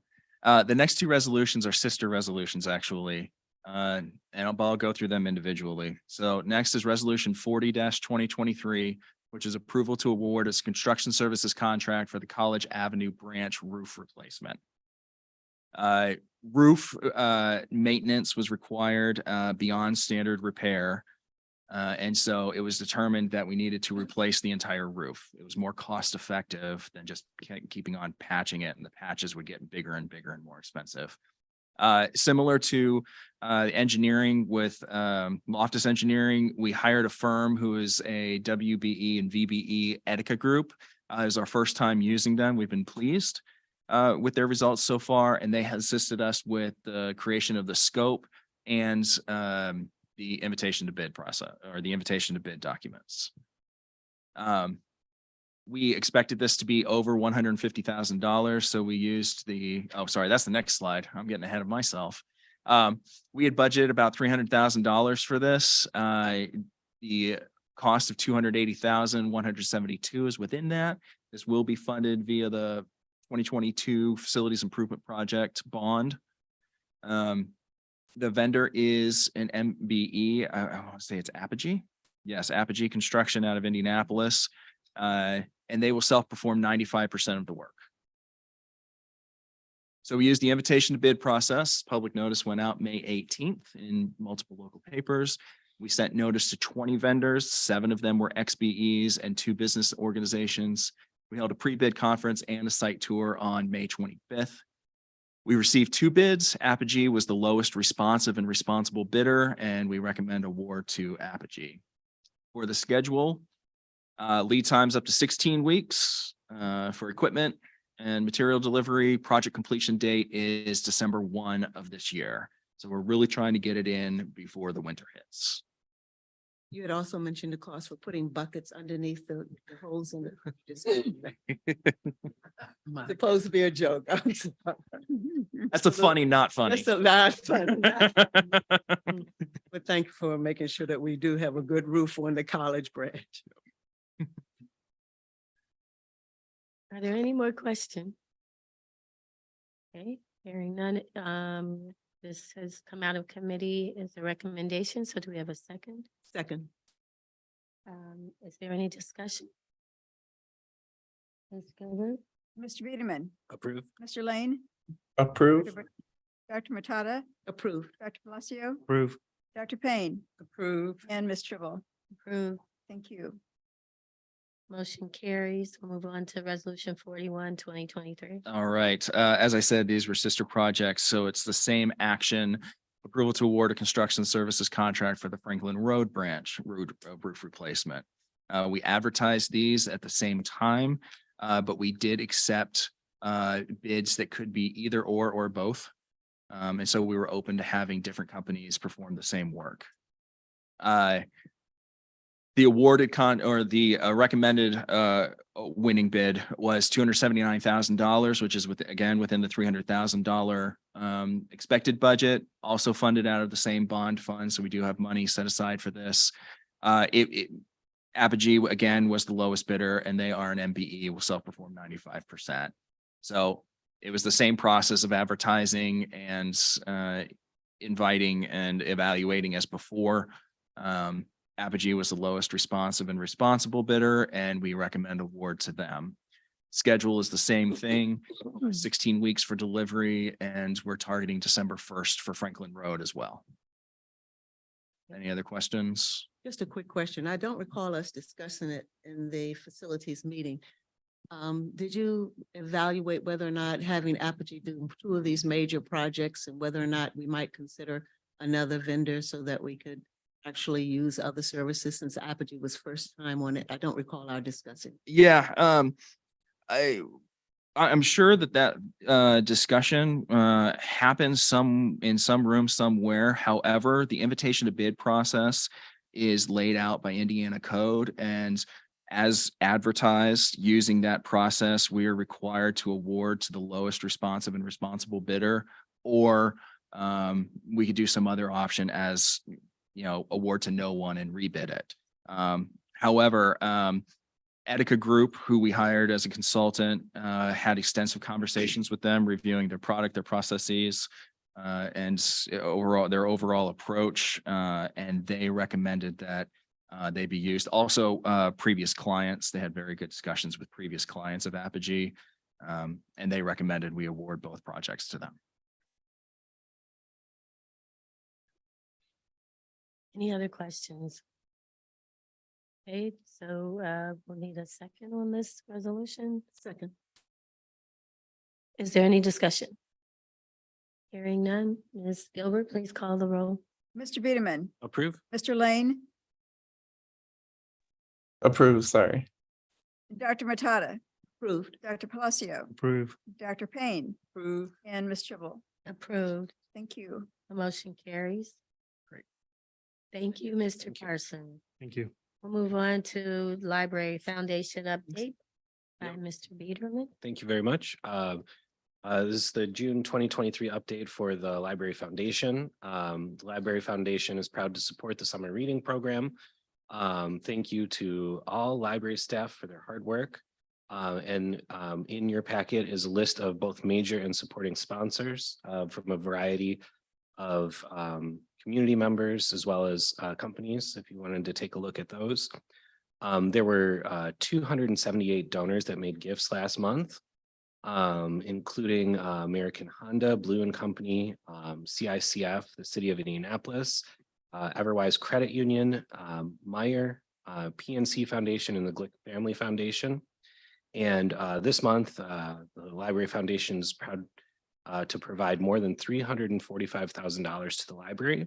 Examples of major initiatives include the On the Road to Reading program, the CBLC 6th anniversary, Conversation Circles, the East 38th Street Career Center, and the Fort Benjamin Harrison Branch grand opening event. Thank you very much to all the supporters of the foundation. Thank you, Mr. Biederman. Move on to the report of the CEO. All right, thank you. Good evening, board members, board president. I have resolution 42, 2023, which is the confirmatory resolution that's related to financial travel and personal matters. It's in the same format that it is presented to you on a monthly basis. I would ask for your approval of this resolution. Is there a motion to approve resolution 42, 2023 regarding finances, personnel, and travel? So moved. Is there a second? Second. Resolution 42, 2023 has been moved and seconded. Is there any discussion? Hearing none, please, we'll have a roll call to approve the resolution. Mr. Biederman, Approve? Mr. Lane, Approved, Dr. Matata. Approved. Dr. Palacio, Approve. Dr. Payne. Approved. And Ms. Tribble. Approved. Thank you. Motion passes. On to the CEO report. All right, moving on. Thank you. Again, good evening. The staff of the Indianapolis Public Library continues to focus on supporting lifelong learning in the city of Indianapolis. We continue to hold meetings with staff at branch locations as well as departments. In May, the executive committee held meetings at West Indianapolis branch and the Spades Park branch. The area resource managers meeting was held at the East 38th Street branch. The executive committee attended training as a team on May 24th for mental health in the workplace training at Martin University. Southport branch manager Fiona Duke and Susie Howman are offering tours to English language learners classes from the Central 9 Learning Center in Johnson County. It has become a tradition to offer tours to the classes 1 to 2 times a year. Most students live on the south side of Indy, so staff get them signed up for library cards, highlight the diverse collection, introduce them to Seed Library, and explain how to use our print scan fax services. In the latest visit, staff signed a few members and their kids up for the summer reading program. There are usually a couple of Johnson County residents in the mix, so we make certain that they know they should visit their local libraries to continue their journeys. One of their teachers, Deb, commented on how pleased she is with the inclusivity and diversity of materials she saw on display throughout the building. Adult Summer Reading Program. We have had 4,371 adult registrations for 2023 Adult Summer Reading Program with 533 activities completed as of June 9th. The most popular activity completed so far has been visiting a Seed Library location, closely followed by visiting a branch they have never been to before. The third most popular activity was listening to our More Than a Place podcast, which was recently released and can be found on many podcast platforms and the NEPL YouTube channel. This program was made possible by the Indianapolis Foundation Library Fund through a grant to the Indianapolis Public Library Foundation. Adult program specialists featured programs. The library connected 35 patrons with the Environmental Protection Agency's Renovation, Repair, and Painting Program. Patrons who attended received certification to show that they know how to identify and mitigate the presence of harmful lead in homes built before 1978. The event helped the community build critical skills around an important environmental topic and will go on to promote community health in the long term. Also in the environmental space, the NDPL Seed Library continues to offer free seed packets to patrons at select branches. We distribute more than 7,000 seed packets in May and held 3 programs to help patrons expand their gardening skills. The Seed Library also connected with several community organizations, including a group of Congolese patrons who requested help with starting a community growing space near their apartment complex. Through our network, the library helped connect the patrons to the mayor's neighborhood advocates to create a large plot in a garden near their home, and we provided them with the selections of seeds to get them started. The library joined the Haitian Day Festival on May 13th by providing World Book giveaways to the community. We shared 58 copies of 2 books, Haiti, A to Z, by Fiera and Jan-Jack and Free to Go to the Iron Market by Elizabeth Tone. The Immigrant Outreach Team also celebrated members of our Spring English Conversation Circle. English Conversation Circle meets weekly in the spring and the fall to encourage English language learners to practice their skills in an open and affirming environment.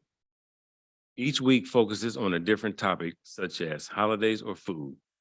The celebration honored the spring cohort and allowed members to meet in person.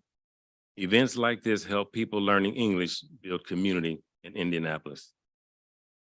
Early childhood programs for children 0 to 5 continue to reach children and caregivers throughout Marion County.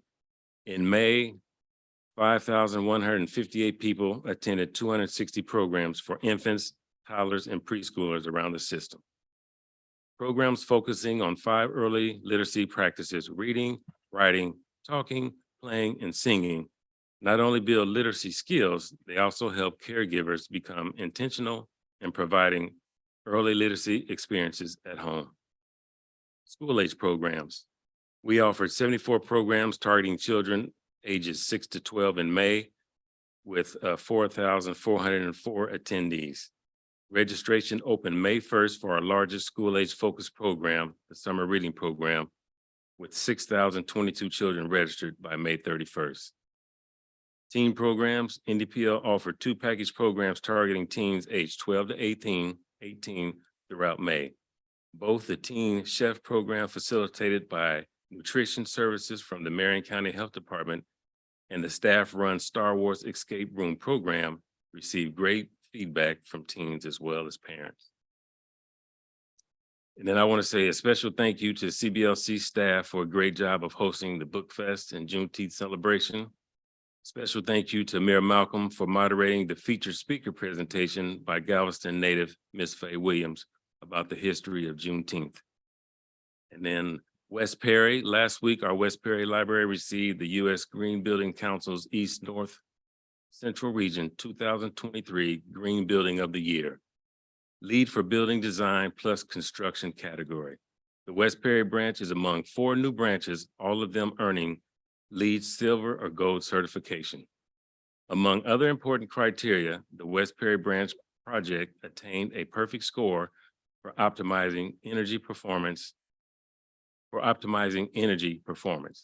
The 2 other branches set to open this year have a target of LEED silver. That concludes my written report, and I also have a brief presentation on the first one.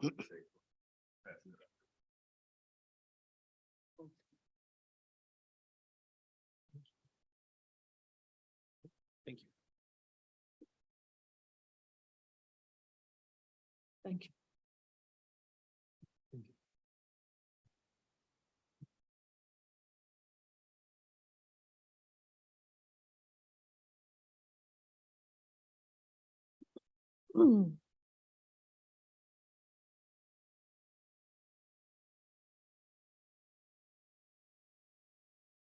Good. Okay, that's fine. Right. That's fine. Okay, thank you again. I'm going to do a brief presentation on my first 100-day plan, the things that I have planned on accomplishing. The first thing I have is the goals. The short term is reputation and social proof. And social proof is user social proof is when our patrons recommend our resources, services, and programs based on their experience with our library branches. To reestablish credibility and trust with key stakeholders, the library's vision and goals, and advocating for increased budget. Some of my goals near term would be strategic plan, climate improvement process, and the annual report. And most of those goals lay outside of the 100 days, so that's why they're. Okay, next slide. The first thing that I want to talk about is the stakeholder engagement. We identified key stakeholders, so I want to say thank you to Roberta Jaggers, who helped with that for the Library Foundation side. Thank you, Hope and Hirons and Angie, for helping with the engagement of the community leaders, and then Lolita for scheduling the City County Council engagement sessions. Next thing, we wanted to develop an engagement plan. We created a plan to ensure stakeholders are engaged throughout the project. And then we implemented the plan. We execute the engagement plan to ensure stakeholders are kept informed and involved as we go through. Next slide. The next slide is a timeline of the presentations that have occurred. As you look at the timeline, on around day 10, I presented the NDPL vision and update to the Municipal Corporations Committee at City County Council Building. Around day 15, I did a presentation to the NDPL update to the Lilly Foundation. Around day 20, I presented the NDPL update to the Library Foundation Advisory Board. And then around day 25, there was a presentation of NDPL update to the Clues Foundation. And then on day 30th, Roberta scheduled a luncheon that I attended with some foundation board members. And the presentations that I presented to Clues Foundation, Lilly Foundation, Advisory Board were very well received. We were encouraged about what we heard when we did the presentation, so that was great. Around day 40, there's another luncheon scheduled with the other foundation board members who did not attend on the first one, so that gives me a chance to sit down and talk with them. And they asked some questions, and I was able to answer those questions that they had. All right, next slide. We want to engage staff, so we've had staff meetings and communications. Our staff gatherings have been a great way to foster communication and collaboration among our team. I have held regular meetings to discuss our progress, the library vision, and brainstorm new ideas. All 25 locations have branch staff meetings scheduled with myself. I'm in the process of also scheduling meetings with the closed department, so I need to include those as well. But all 25 locations have staff meetings scheduled, and I think I've made it to, I've held staff meetings at 5 so far, and I have one tomorrow morning at 8:45. Let's see, I will be adding the closed departments as well, and then town halls. We've had one already. The next town hall is scheduled for July 19th, and then we have another town hall scheduled for September the 20th. So far, the branches that I visited for my staff meetings have been Nora, Pike, Wayne, Martindale, Brightwood, and Spades Park. engagement with city county councilors. I've met with several counselors and members of the city county council's administration. I met with Keith Graves. I met with Ally Brown. I met with the chief administrative officer, Greg Sowers. And I've also met with Sarah Hendy, the chief communications officer for the city county council. As mentioned earlier in the slide presentation, I presented a library update to the Municipal Corporations Committee earlier this month, and that went pretty well as well. All right, next slide. Engagement with community leaders. I have about 12 of those scheduled on the books right now, and they will get the NDPL update as well. I have met with some of the members of the Greater Indianapolis Progress Committee at my first Gypsy meeting that I attended the 14th of June. And I recently met with the executive director of Gypsy as well. I have meetings scheduled with the president of Indigo, CEO of Citizen Gas, and then the Indiana Black Expo. Strategic plan accomplishments for 2022. Gathering data for strategic initiatives, and we plan on doing a presentation to the board in July for our accomplishments. But I do have a few accomplishments that I'd like to share. Number one, we increased our vendor diversity, 27% of annual vendor dollars. We achieved 35.64%, which exceeded goal in 2022. We expanded support for digital literacy and skills training. We exceeded goal by 49%. We held 888 sessions. And then we enhanced connections with community health partners. 20 health partnerships were developed, and that's through the branches as well. The annual report, we are in the process of designing the annual report and the layout. It should go to print in July, and hopefully we can have that published in July and August. It's taking a lot longer this year. We're working on a new template to make sure that we can get this out the first quarter for the next annual report. Some additional items. The climate improvement process, of course, our goal is to complete that by December 31st. We've had meetings regarding our bonds, which included the project's expense stream, the original revised and available budget, and expected date of completion. And those are very helpful for some of the members of the executive team to make sure that we understand where we are with the bonds and when they need to be closed out.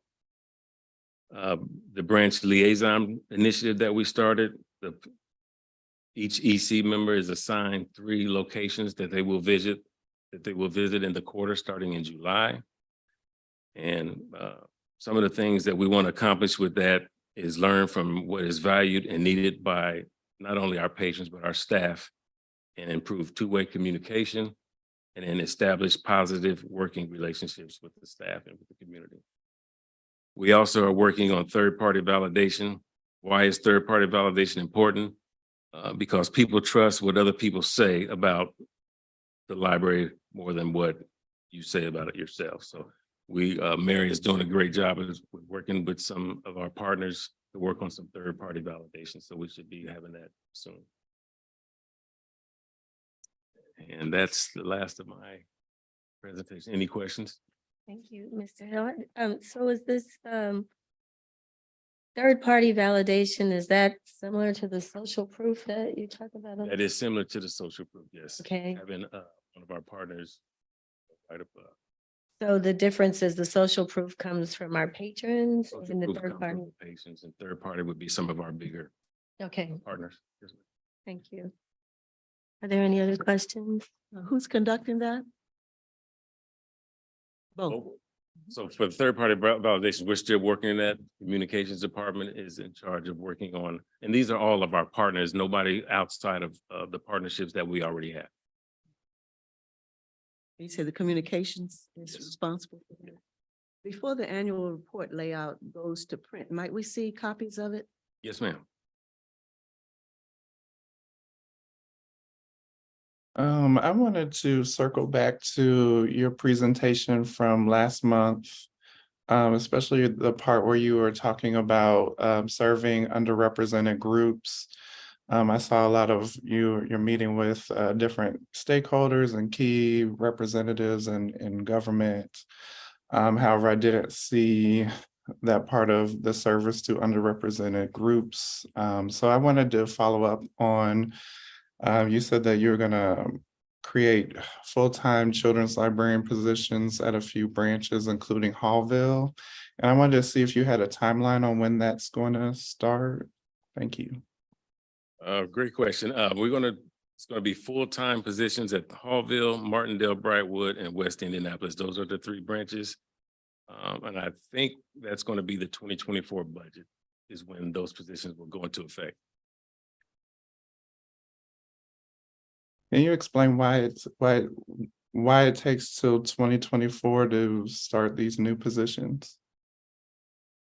We need to make sure that the money wasn't budgeted in the 2023 budget for it, so we just want to make sure that we have the money to budget for it. And if it's really a critical situation, it may be a possibility that we may be able to get 1 or 2 of those in earlier. I would have to talk to the accounting department about that. But that's the reason why we decided to wait to 2024 to make sure that it was budgeted for that. And in some of those positions, there may be someone in that position who may not be a PSL. So then we'd have to figure out how that would or don't have a MLS.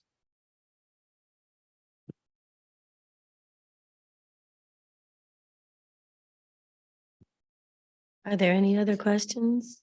Yes, in regards to the CBLC, what are some of the steps toward taking responsibility for what's happening with that? How is that moving along? What do you mean? with that? Position for the leadership for the Center for Black Literature and Culture? What's going on with that? I don't understand. Nothing's going on. Michelle is out on FMLA, I believe. And Yeah. she'll be out until July 31st. And so the person, Amira, who helped with Juneteenth, who made Juneteenth happen according to the plans, she's in a fellowship role. What happens with that role? With her fellowship, she's gone past the 2 years of fellowship. She's getting paid from the operating budget. She's getting paid from the operating budget now. I understand she's getting paid from the operating budget, but in terms of leadership for the center, she's a fellow. She's not designated as the person who's responsible for leading it. So trying to get some clarity about how does leadership get provided for it if she's on a fellow and she's gone beyond her 2 years as a fellow. Well, that's a good question. I'll talk with the leadership of Central Library and we'll figure out a plan to make sure that she's supported and whatever they need in the CBLC is taken care of. Thank you. You're welcome. Are there any other questions? Thank you, Mr. Hill, for this report and for all the work that you're doing. It's a lot to acquaint yourself with the community as well as all of the day-to-day work that the CEO position requires. And you will continue to have our support and thanks for the hard work and the efforts. I also liked the liaison to the branches by the executive committee. I think that's a really good way for the whole executive committee to stay keyed into the branch. And when you get a CPSO, right, when you get a chief public services officer, it doesn't have to be just that person's responsibility, right? You get a different perspective. That's great. Thank you. Okay.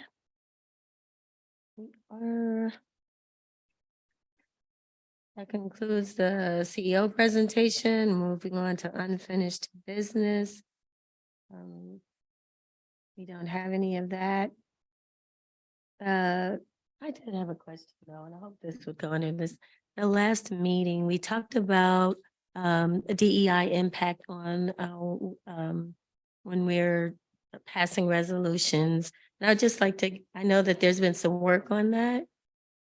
Can we get an update of how that's going? I know that Mr. Parsons included that today, but Yeah, it was included on every resolution today, and I commend Dr. Murtada for bringing that up.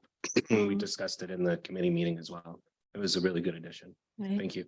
And we are planning to have a meeting, summertime schedules, both mine and board members and staff members. It made it difficult to coordinate, but we're going to do a meeting with 2 members of the board, the DEI officer, about how those should be reviewed prior to coming to the board, and what additional factors should be considered when formulating those statements. So we'll work to formalize those. We're hoping to do it before the July committee meetings, but I don't know that schedules will allow us to do that, but we will work forward on that role. And that was tasked to us by the BPHR committee at their last meeting. Great. Thanks, everybody, for your attention to that and keeping that going. It's very exciting. Yes. So, yeah, thanks for everybody for that initiative. That, at the very least, have started our conversation during the committee about diversity, equity, inclusion, and belonging, that we can ask those questions and have those conversations going. It's very valuable. Great. When there's no new business, discussion and agenda building for future agenda items. This time is made available for discussion items not on the agenda that are of interest to library board members, and where we take time to receive suggestions for topics to be included on future library board meeting agendas. Are there any suggestions for the July 2023? Yes, I sent a suggestion in for July. I think that it's very important that we continue to explain, share, and build understanding, as Lauren mentioned earlier, about what does it mean to really support and understand the different staff workings, which is great. And what Brad said in terms of shipping and receiving. Thank you, Brad, for bringing that. It is Brad, right? Brad Johnson, in terms of shipping and receiving. Understanding the difference between operations and governance is so important to our larger community. And how do we share that information, just as you did in your comments, and understanding what Michael Torres and Terry Jett brought in terms of our national conference. How do we pay attention to operations and governance, and making it always clear about how this operates? Because before coming onto the board, while I used the library services extensively, I did not know the difference between operations and governance and how that actually operates. And so thank you for coming and sharing that, and Deb, for the work that we're doing with circulations, with the kinds of ways that we are presenting, but to make sure that we're using the best approach to expending taxpayer dollars and doing it in a way that is a part of our public trust. I think it's so important for us to continue to do that and to discuss it here in this public forum. The question that was asked in regards to contracts and how we deal with the contracts. Adam has been very careful to make sure that we always look at and get that information. Thank you, Adam. But I think the larger public, always being aware of that, should be something we should discuss, and it should be on our agenda every meeting. It's an educative approach, and I think as servants to the public, we need to fulfill that goal. So with specificity to that, what I mean is that a segment of our library branch meetings, sharing from what those branch meetings have been, how do they turn out? Because we don't go to all of the branches all the time, as our executive committee does. What does that mean in terms of operations? What does it mean in terms of the kinds of things we do for governance, and how those things are very different? And that's spelled out in the public trust.